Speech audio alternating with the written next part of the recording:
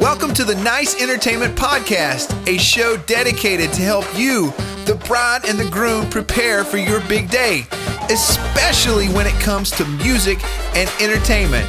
Hi, my name's Hans Daniels. I'm the founder of Nice Entertainment. We specialize in high-end wedding entertainment, bringing you the most elite performers in the industry, and we're here to help you discover some amazing tips that will make your wedding really unique, really fun, and just an overall nice experience for you and your guests. So grab your pen, your paper, your big old wedding planner notebook, and let's get this party started!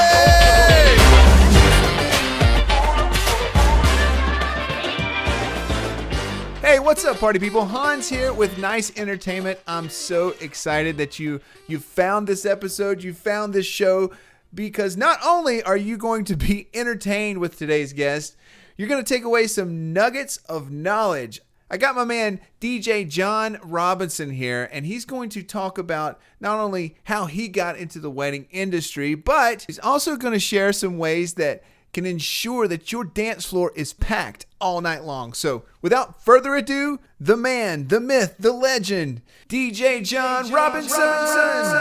Hey man, what's going on? Hey, I'm so excited to talk to you. That was a big introduction. I don't know if I'm a legend, but it's never big enough. It's never big enough for Jon. Disclaimer right away: Jon has a brand new baby. How old's your baby girl?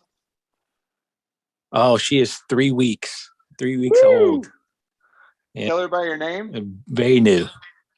Her name is Ava Faith Robinson, and she is a bundle of joy. She's keeping me up at night, but we love her. So she's got me wrapped around her finger already. So I love it. How much sleep are you running on right now? Oh, maybe, I give or take, 4 to 5 hours, possibly. I mean, yeah. All right. Well, that's a true sign. If you can sleep 4 or 5 hours and still go rock a party, you are a legend. Hey, you know what? That's what Red Bull's for. Red Bull is the drink of champions, and it gives you wings as the commercials say, So I'm living off Red Bull, Pop-Tarts, and coffee right now. That's it. That's all I need. All I need. If a DJ ever had like a sponsor, like how golfers have hats and it's got something on them, or their shirt, maybe your truck could be wrapped like a NASCAR with just Red Bull and Pop-Tarts. You know what? I got a buddy. I may have to talk to him about that. I got a buddy who works at Red Bull corporate. I may see what we can do. We'll see if we can get all the Nice Entertainment sponsored by Red Bull. Yes. How about that? I love it. Hey, get them to listen to this podcast. There's going to be tens and tens of people that hear this. So maybe they could be a sponsor for our next show. Hey, but we're going to jump right in. Tell everybody, because people are listening to this and they're like either thinking about booking with Nice or they're already booked with Nice, and we're excited and they just want to know who you are. So tell everybody where you're from, what you do, like how'd you get into DJing? Yeah, so I'm from Atlanta. Not born here in Atlanta, but originally from Atlanta. I've been here since I was like 4 weeks old. But started DJing in college back in the early. I'm not going to mention how old I am, but back in the 2000s, started DJing in college. A buddy of mine was like, "Hey, you want to DJ?" I learned how to DJ. Always loved music. Always been around music in some form or fashion. So DJing just for me seemed like the next logical step to keep with my musical, passions. And so I started in college, DJed at a lot of college bars and a lot of college parties, and then moved back to the city of Atlanta after college and DJed in a few places around Atlanta until I got tired of being in the club scene for a while. And so then I got into the wedding and corporate scene, and I've been doing that ever since. I've been doing that since I've been a DJ since 2007. So we're going on 14 years here. I've been that's 14 years. I had to do my math right. Is that right? I don't know. That's right. Yeah, it is, because I got married. Week, so I got married in 2007. Right? Okay. Ooh, yeah, man. 14 years is it? Yeah. So 14 years. Yeah. So but I love it. Love every second of it. I do this as a passion. It's not like a hobby. I think it's definitely something I really, really enjoy doing. I enjoy meeting new people, on a regular basis, and just getting to have a good time with them. I like seeing the smile on people's faces at the end of the day, because I really truly believe that like music is something that is universal, and no matter what type of music you like, it definitely speaks to each individual person differently, but puts a smile on people's faces. Music is one of those things. John, you're getting deep, man. Yeah, you know what I mean? Like it's just one of those things that just it's beyond music is beyond like anything else. I feel like, yeah. So I enjoy doing it. Hey, why or how did all that club, when you started DJing in college bars and clubs, everybody's like the same age and listens to the same music. And how did that help you DJ a wedding now? Any ideas? So honestly, the best way I can describe it is the best way it was able to help me DJ weddings now is the fact that in clubs, there's just a constant, like what I call thump of music. Like there's a constant just music and transitions that have to happen constantly throughout the night. In club scenes, a lot of times the DJ doesn't have to really talk on the microphone. He may or she may if she wants to, but mostly, I mean, you're there to keep the vibe and keep that thump of the music going. And so with being able to transition from song to song pretty smoothly, or reading crowds, to being able to take them on what I call a journey, was able to help me with the musicianship or the DJ-ship of doing it in weddings, because now, I can use that same mentality of transitioning smooth, reading the crowd, and then I just had to learn over time how to be better on the microphone and use my personality to kind of enhance what I was doing behind the ones and twos or the turntables. So club DJing was fun. It was exciting, but it's definitely helped me a lot with being able to, just like I said, transition and being and knowing music a lot, and then being able to just kind of transition between anything. So while it was fun, it had to stop because, like I said, I'm much older than that club scene now. So well, it's usually after you get married, it's kind of frowned upon to stay out till 4 a.m. DJing in a club. That's also true. That's very much true. Yeah. There's a few guys that still can do it that are like Tiesto, or I don't even know. But what is the difference in between the club scene and the weddings? Like what's the biggest thing that you found that is different, that you actually enjoyed on the other side of the club versus wedding scene? So the club scene, kind of what you were talking about before, like the club scene is in my opinion, there's nothing wrong with the club scene. So it's this, you play pretty much the same type of music, whether you're at an EDM club or top 40s club or a reggaeton or whatever it is, you're playing a specific type of music on a specific night, if they have a specific night of music, and that's what you play. Versus at a wedding, now, in my opinion, at a wedding, every wedding is going to be completely different than the last. And so for me, I like the challenge of being able to use my skills that I learned from club DJing to be able to use them to say, okay, I know that wedding A on Friday is going to be completely different than wedding B.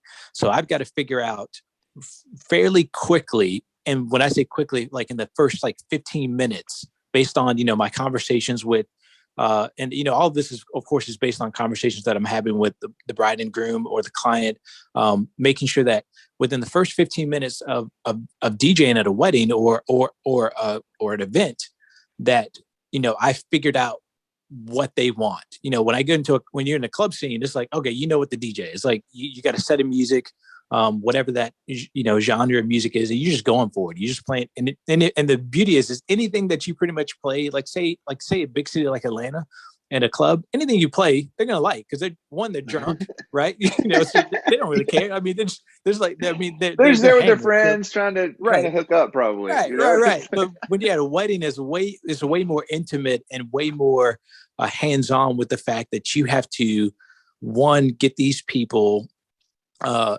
excited and ready to party as soon as it's time to hit the play button on the dance floor. And all that goes with preparation. I mean, so preparation's key in weddings. If you ask me, wedding DJing, I mean, you got to prep, and when you think you've prepped, you got to prep some more.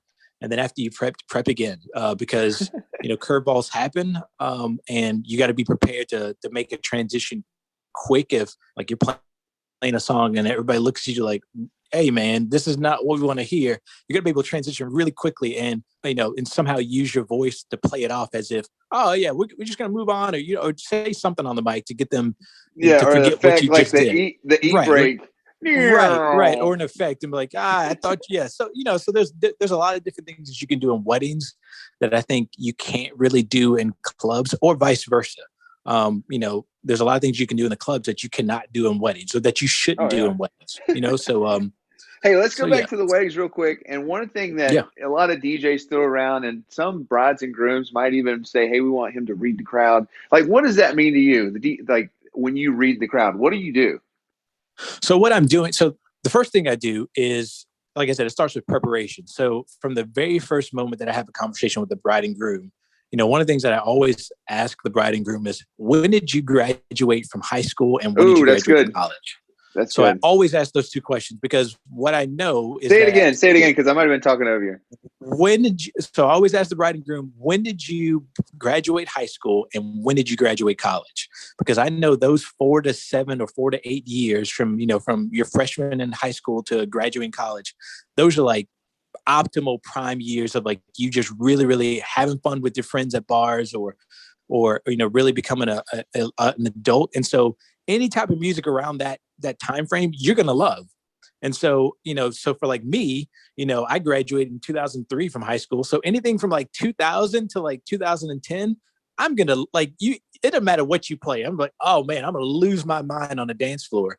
And so what I'm doing as I'm reading the crowd is, one, I'm starting with that prep to say, okay, I think that the bride and groom would like this type of music because it's in that range of when they graduated, and they're probably going to have friends and family that are around that same age. So let's start off with something that everybody knows around their time frame, and then reading the crowd is literally you're really watching what people are vibing to as you're playing music.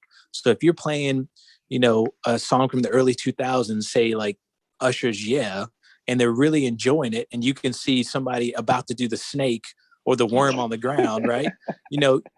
Is it wise to then switch it up and go straight old school, like 70s or disco? It may be, it may not be, but reading the crowd is making a judgment call based on what you're seeing the crowd do to what you're actually DJing. So I love it. So I've often had people come up to me when I'm, when the crowd is at like a 10 and we're like, we're full blown dancing at this point, and somebody's like, hey, I need you to play this song. And like, it's a song that's just completely off the wall that I know is not going to do well on the dance floor. And that's the other thing you have to understand about wedding DJing. It's like, wedding DJing, unlike anything else, is there's not always going to be a full dance floor, because people are going to have an opportunity to leave the dance floor, or to go get a drink, or go outside to get some fresh air, go to a photo booth, or do whatever it is they want to do. And so unlike the club scene where you may have 3,000 people in there, you're not going to have 3,000. Oh yeah. I mean, unless you're DJing for like somebody huge. I mean, you may have 3,000 people at a wedding. Who knows, One day I will get there. One day I will. Anyway, 3,000 person wedding. Yeah, that'd be wild. That would be wild. But who knows? But the idea is that you have to, as that dance floor is rotating, and if you have the dance floor just really packed at this point, you have to make a judgment call as a DJ. Is it wise for me to play a song during the middle of dancing that's going to kill the dance floor? Because it may take you 10 to 15 minutes to get those people back on the dance floor. Oh yeah. It's so you're not a jukebox.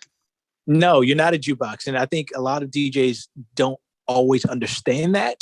It's like, yes, you have a plethora of music at your disposal, but your job is to make sure that the bride and groom are happy, and then 2, the masses are happy. And you can't play one song for this one person just because they say, oh, the bride would love it, when they don't understand that you've talked to the bride for the last 6 months and the bride has never said anything of the sort.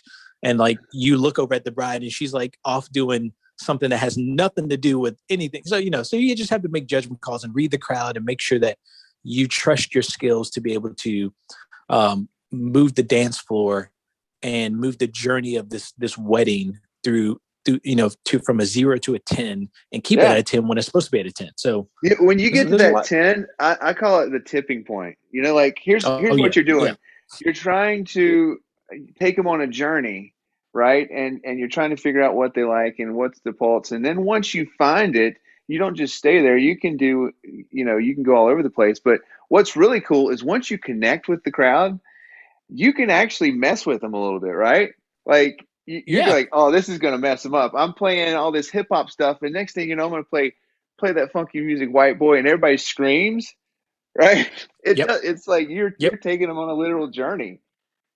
Yep. And that's the idea. It's like when you get to that tipping point, now the gloves can come off and you can do things like that. But and I enjoy doing that. Like, I mean, one of the things that I do when we get to a tipping point is like I said, for some reason, I don't know what it is about this song, and you'll know what I'm talking about when I say it. And the people on the podcast may know what I'm talking about. Like I'll be playing music, and we may be at a hip hop, or we may be playing, just a top 40s EDM song. And if the BPMs may match up, I need to match up, I will always throw in the intro to Genuine's Pony. Right? And what I do is like, exactly. But I'll stop it real fast. So like I'll cut it off and everybody screams like, oh, and I'm like, y'all ain't ready for that, right? Y'all not ready for what we're about to go here.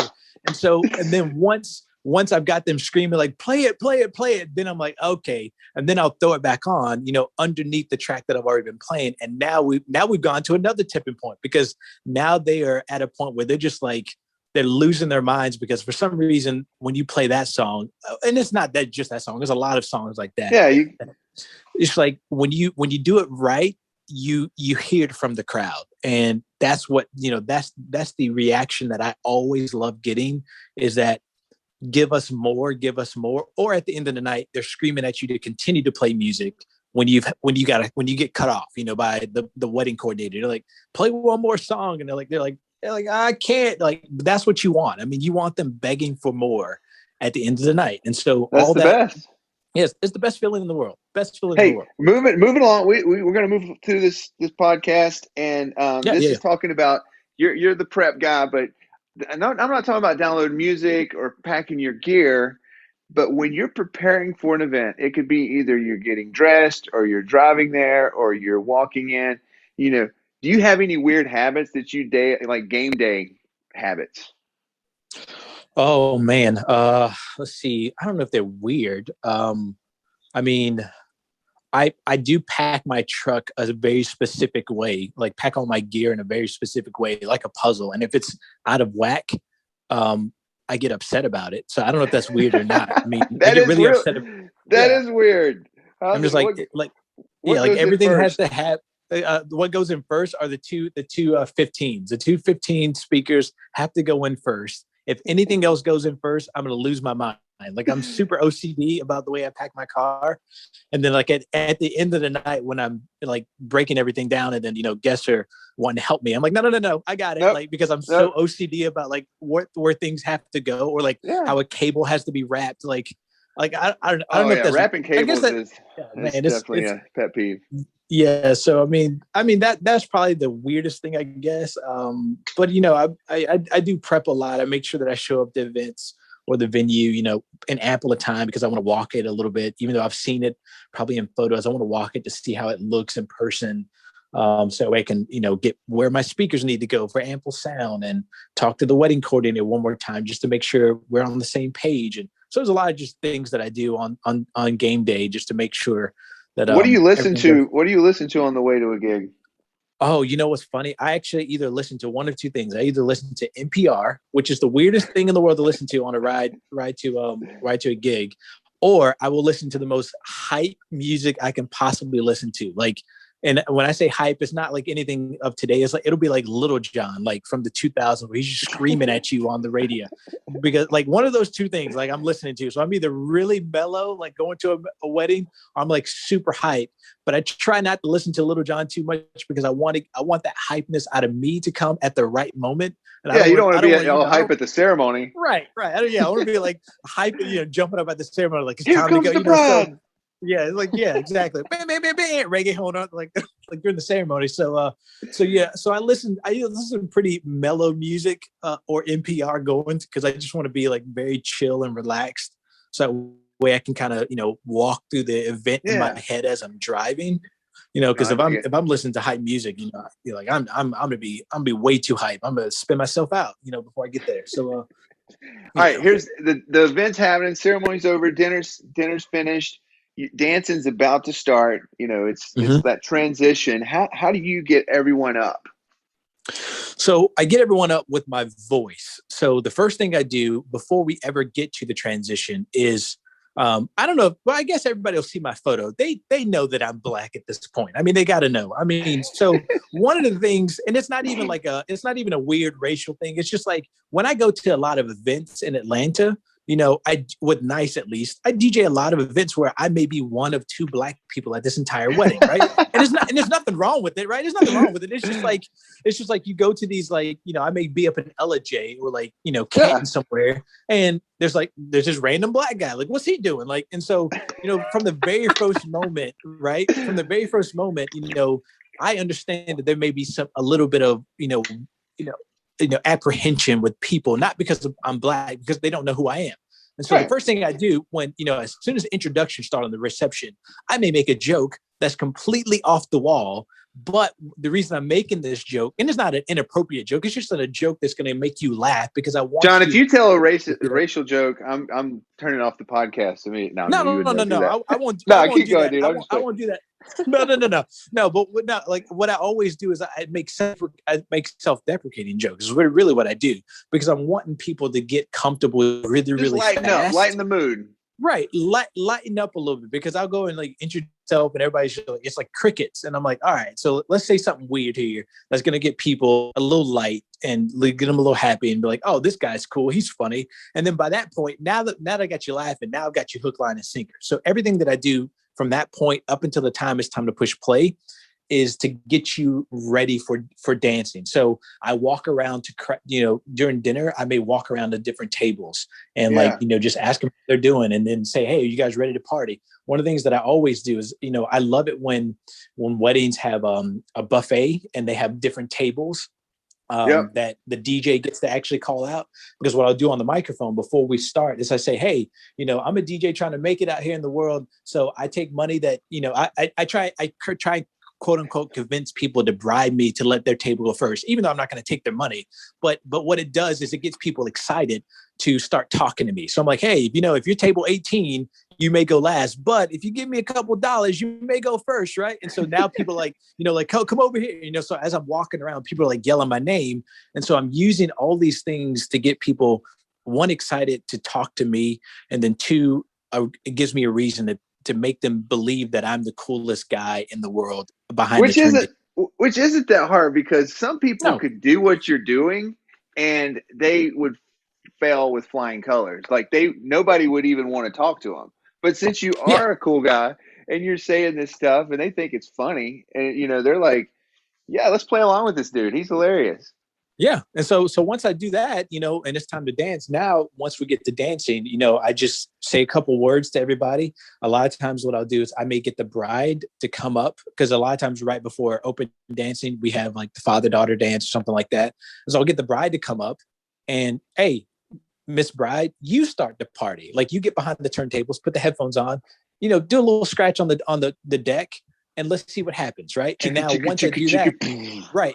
Everybody's screaming, cheering for the bride. You got all the photographers around. Everybody comes to the dance floor because they want to see what's happening with the bride. Now, boom, I already got you on the dance floor. Let's start partying. And now I don't even have to pull you out here, and coax you, because the bride has done it for me. The bride and groom are already out on the dance floor, and you want to see what the bride's doing because you want to get a photo of the bride DJing. So boom, now I got you. And so once I get you on the dance floor, it's, in my point, it's it's over. It's fourth quarter at this point. Now we're partying. We're gonna have a good time from now until the time we get cut off or the time it's time to end. And all right, so here's the next question. Here's the next question. Yeah. Sorry to cut you off. I'm a terrible podcast host. No. But this is great. How do you keep them dancing? All right, so you got them out there. You got, let's say it's a long dance party. You got 2 hours of dancing. There's 150 people there at the wedding, and there's 50 dancing at a time. how do you keep everybody dancing? And I know we talked about a little bit with reading the crowd. Is it music? Is it talking? Is it some kind of games thing that you do? How do you keep going? I think it's a combination of music and talking. I think it's a combination of making sure that you don't play all of your good music right at the beginning of the night, but saving some of that, keeping some of those arrows in your quiver. Because if you do that, by the time the night ends, you're not going to have anything for them to just really jam out to at the end. Because if it's 2.5 hours, that's a lot of, honestly, that's a lot of dancing at a wedding. Like, that's a long time to be dancing. So, in that middle of the dance floor, you got to still continue to play really good music, but not play all of your good music. So if that makes any sense. So this is when I sometimes may go and, really kind of focus on their playlist, or let's do a, we call it the dance tunnel. I'm Black, so I call it the Soul Train line. That's really what it is. That's exactly. I just stole it. No, it's okay. I mean, hey, you didn't steal it. You kind of revised it and made it better. I mean, I like it. So hey, tell everybody what the dance tunnel is. The dance tunnel is, all right. So the DJ stops the music or starts playing a really hype song. Let's say like LMFAO. It could be, or it could be really anything that's got really an upbeat sort of music that's really popular. And you call everybody out on the dance floor and say, hey, this is what we're about to do. You get up. If you want to split up the crowd, you can get all the guys on one side, all the girls on one side, form a line. And then you say, all right, when you get to the end of the line, you're going to pair up with the person in front of you and dance, do a weird dance, do whatever you want to do coming down the dance floor. And I always try and make sure that I, as the DJ, explain it as best as I can, but also participate if they want me to participate right away. So I will not dance with the bride. I will find the grandmother of the bride or the groom, and that's who I'm dancing with, right? I'm dancing with the grandmother, right? And so we're gonna party down the aisle, and once we do that, that goes on for about 20, about 15, maybe not 15 minutes, maybe like 10 minutes or so. You don't want to do it too long because people get tired. You actually you got to watch them, right? Like it's another you got to watch reading the crowd. You got to watch them. So, I mean, no more than 10 minutes on this because they'll get tired of it pretty quickly. And then once you got them doing that, that's another way for you to get people on the dance floor. If there's a lull in the dance floor, that's another way for you to get people on the dance floor. And once you got them back, now, boom, now you can start playing some more hype music or some more music that they really enjoy from their playlist to keep them on the dance floor. So there's a lot of different things you can do. The dance tunnel is one. Playing games with them is one. So, I like to, if they ask me for line dances, like say Cha-Cha Slide, which, it's a good song for what it is, because it gets played so often. What I do on the song when it's like left foot stump, I will do a repeat in the song on one of the things, so like almost like a Simon Says sort of thing. And then when they mess up, I'll like scream on the microphone like, I got you. And like they laugh and, but it's just something to keep them having fun and keep me having fun because, I hear these songs all the time. So Cha-Cha Slide is a good song for what it is, but it's like, hey, I want to see how well you guys follow directions. And then they're like intense, right? They're like intense watching me and they don't know that I'm about to, put a repeat on this one part. And I may make them, the part where it's like, all right, everybody clap your hands. I may make that go on for like 30 seconds. Clap, looking at me like, dude, are you going to stop this? I'm like, nope, let's keep clapping. But, it's just things like that. It's just funny things. Or you can do sing-along songs. Sing-along songs work too. I mean, any sing-along song people love. And they're going to come out and dance and bring their drinks and guys are going to have their arms around each other, screaming at the top of their lungs. Then you can give the microphone if you want somebody to sing the song. There's all kinds of things you can do. It's fun. It's too much fun. I love it. And ladies and gentlemen that are listening, you got to understand, Jon is like one of the most reviewed 5-star reviews on Nice Entertainment's website. Like just getting it done time after time. So if you're listening to anything he's saying, just trust him. And here's the thing. He's got like an arsenal of weapons that he can bring to the wedding. And you might not have to use all of them. Sometimes you just press play and it's just like you don't have to do any kind of tricks. But it's good to know that Jon has all the tricks in the book if he needs them. So we're going to wrap this up. Rapid fire, 3 questions. All right. Who's your favorite sports team? Ooh, I'm an Atlanta Falcons guy all day. I know they're struggling, but I like them. All right. Latest. This is probably gonna be funny because who knows if you're doing this. Latest Netflix show, Amazon Prime show, any kind of show that you've watched or in the last few years. Oh man, I have not watched. Goodness gracious, what have I watched lately? I haven't watched anything in the last 4 weeks, to be honest with you. Yeah, I don't doubt it. Like, not, what's your favorite baby toy? Baby toy? Oh, okay, that's a good one. My favorite baby toy right now. All right, straight up, my son has this like piano caterpillar. It's the weirdest thing in the world. It's made by VTech, and I play anything that's on the C chord of the piano. I can play like anything that's on the C chord. Like I kill this piano. My wife hates it because it's very loud, and me and my son have parades around the house, and so she gets to know it really quickly. But yeah, that's my favorite baby toy.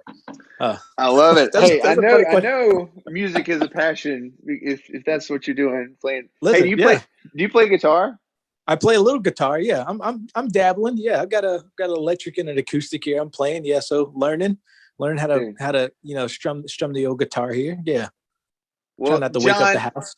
Thanks for being on the podcast. Oh man, I enjoyed it. I can't wait for everybody to hear this. And if you have any questions, if you want to reach out to Jon, go to niceentertainment.com. But until next time, we'll talk to you soon, brother. Thank you, man. Take it easy. Peace.